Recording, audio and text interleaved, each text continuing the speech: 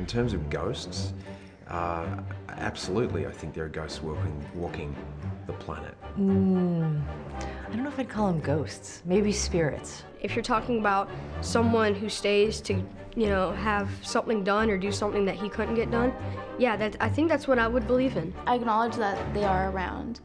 I've never been encountered by one, though. Yes, there are countless stories of hauntings, for lack of a better term.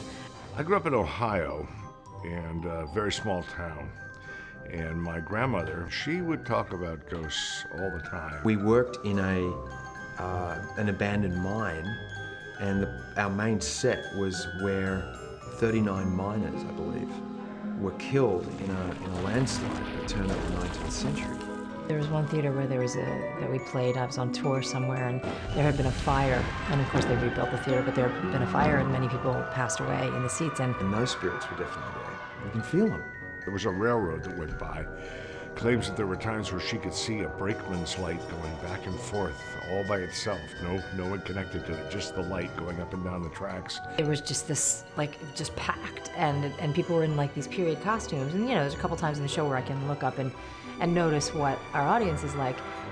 And I thought, oh, they said it was going to be a really light house today, but there's a ton of people up there.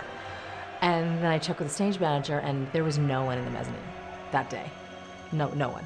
And the legend had it that Brinkman had lost his head in a train accident in that certain area. So I don't know whether that was the wind playing tricks, or we'll leave it at that.